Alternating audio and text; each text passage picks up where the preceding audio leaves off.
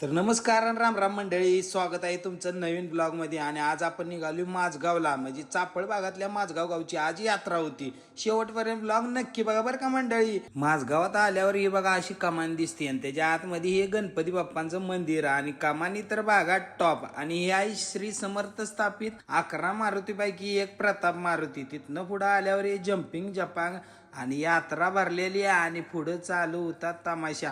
पण तमाशा बघणारी मंडळी मात्र कमी राहिल्या बरं का मंडळी, कारण की व्हरायटी शो बघायला गर्दी मायना इतकी असती, पण तमाशातलं वगनाट्य बघायला ही जुनी मंडळीच बसलेली दिसेल बघा तुम्हाला. आणि आजकाल जत्रेत खेळणीवाली मंडळी पण कमी दिसते, कारण की खेळणी घेणारी आणि खेळणी खेळणारी मंडळी मोबाईल मध्ये गुंतल्या. तिथनं आलं ज्योतिबा देवांचं, म्हणलं दर्शन घ्यावं. आणि हे बघा माझगावचं आपल्या ज्योतिबा देवांचं मंदिर. तिथनं आत आल्यावर श्री ज्योतिबाच्या नावानं चांग भलं म्हणत आम्ही जोडीनं श्री ज्योतिबा देवांचं दर्शन घेतलं. बाजूला सुंदर विठ्ठल रुक्मिणीचं मंदिर होतं. रामकृष्ण हरी म्हणत विठ्ठल रुक्मिणीचं दर्शन घेतलं. आणि माऊली कशाही जोडी कमेंट करून नक्की सांगा. तिथनं मग आलो आम्ही रेखा वहिनींच्या घरी. आणि हे बघा प्रकाश चव्हाण, हे आमचं दादा. आणि मग दारात आल्यावर लग्नाला आपण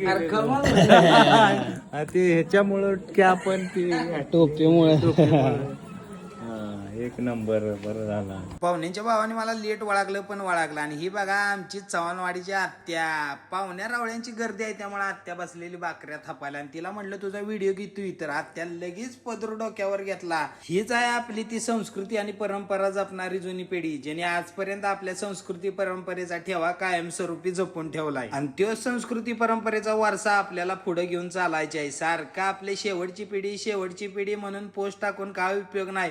उलट या पिढीचा वारसा आपण पुढे जपला पाहिजे. आणि यात्रा म्हणलं की पै पाहुण्यांची ये जा असत्याच, आपुलकीनं मायेला भेटा येते ती. आणि पाहुणचार म्हणलं की असतेच की. हे बघा आमचं प्रकाश दादा पाहुण्यासनी जेवण वाढत होतं. आणि यात्रा म्हणल्यावर खटकुट असते. मटण रस्सा सुक पाताळ सुट्टीच नसती. यात्रेला एवढं असतंय किती बी पाहुणे रावळे आपल्या घरात जेव्हा येऊ दे, पाहुणचार करणारी मंडळी आपुलकीनं मायेनं त्यांचा पाहुणचार करतीच. खमकी असतात हो. आणि पाहुणी मंडळी काय फक्त जेवायला येत नाहीत बरं का मंडळी, त्या नादानं पाहुण्यासनी भेटणं होतं, गप्पा गोष्टी होत्या, एकमेकाची खुशाली कळती, सुख दुःख वाटून घेत्यात. त्यामुळं तर यात्रा म्हणजे विषयच खोल असतो.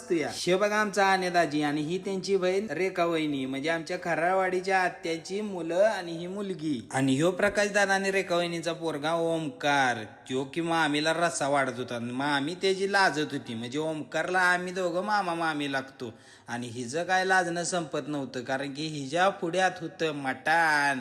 आणि मला तिचा व्हिडिओ काढायचा होता मटण वरापताना, पण ती काय काढून देत नव्हती. व्हिडिओ करायला लागलं की ती खातच नव्हती. तसं बघायला गेलं तर माझी बायको माझ्यावर राहून लय हुशार झाली. आणि शेवटी तिने एक गाज काढला आणि माझं व्हिडिओ करायचं सार्थक झालं. आणि हे बघा मटणाचं ताट या मंडळी जेवायला. आणि कशी वाटली आपल्या माझगावची यात्रा हे मला कमेंट करून नक्की सांगा. आणि तुमच्या सोन्या भावाला फॉलो करायला अजिबात विसरू नका. धन्यवाद.